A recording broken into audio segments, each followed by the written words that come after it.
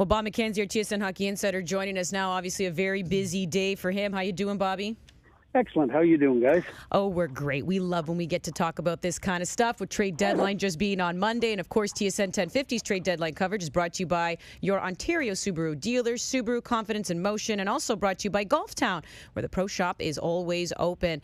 So it sounds like Matt Duchene, obviously Columbus Blue Jackets, and we were looking at, the details of it. So prospects, a guaranteed first-round pick, and then a conditional first-round pick if he re-signs. Is there any kind of indication that he would re-sign? Too early to say. It's not out of the question, but it's not by any means guaranteed. I think the sense of Matt Duchene is he's willing to give anything an opportunity, and how things fare for him in Columbus could go a long way towards determining that. He's got full free agency on July 1, and he'll just weigh all his options as he did with the Senators. He'll do the same exercise with the Columbus Blue Jackets after he's been there for a while. Make a decision, and he'll either stay or go. And either way, the Blue Jackets understand that, and they gave up a first-round pick that I believe is top 3 lottery protected, and the 2 prospects, Abramoff and Davidson, and a conditional first if they get him re-signed. So, the Blue Jackets, even quite aside from the Panarin situation, want to try to win here. They want to make the playoffs, and they want to make some noise, and they think getting this deal for Duchene will help them do that. This doesn't mean necessarily that Panarin's out the door, but it does insulate Columbus a little bit, that if they do get a good offer on Panarin, they're much better equipped now to take it than they would otherwise be. But they could keep Panarin and Duchene and go for it here.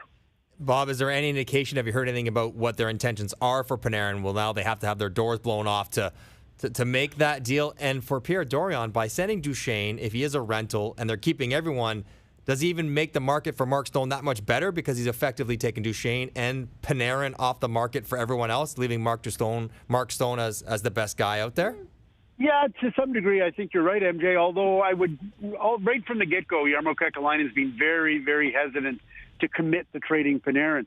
And one of the scenarios we talked about at length over the last number of weeks was that there's an equation at work here for the Columbus Blue Jackets. And that equation is, okay, if we have to give up a first-round pick and 2 prospects for a player like Duchene to bring him in, we need to get significantly more than that if we're going to trade Panarin.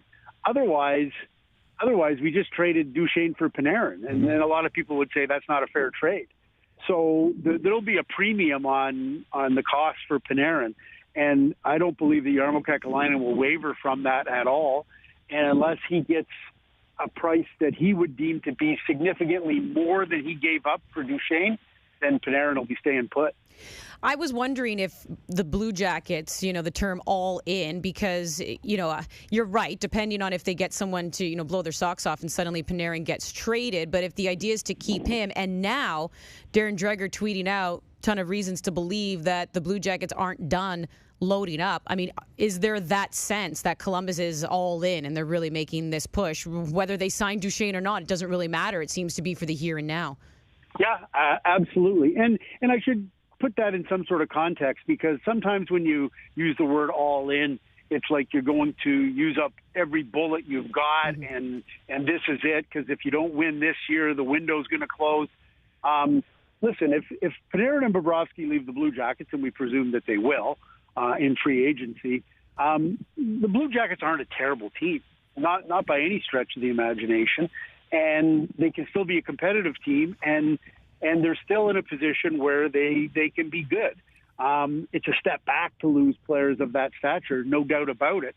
But it's not like they're going to be going into some sort of long, painful rebuild where they're not going to be very good for a number of years. They've got some real good young players in that organization now. The flip side of that, though, is they do realize after this year with Panarin and Bobrovsky, the party's over with those 2 guys in particular. So let's amp up everything we can within reason.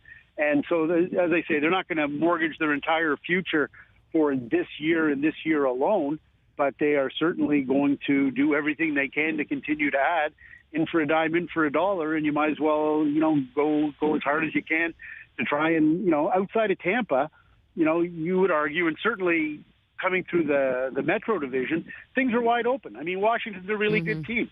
Absolutely. Pittsburgh has not been playing like a really good team, but they've still got Malkin and Crosby, and you fear them. The Islanders are having a magnificent year, but I'm sure the Columbus feels like, hey, been there, done that, and nothing to show for it. So let's bet on ourselves here. We've got as good a chance as anybody to come out of the Metro division, and if we do, then hopefully somebody else will take care of Tampa. But if they haven't, then we'll try. So that's, I think, the mindset for the Blue Jackets. So let's put a bow on this before we get to some Leafs talk here. Is this a good deal that Pierre Dorion made?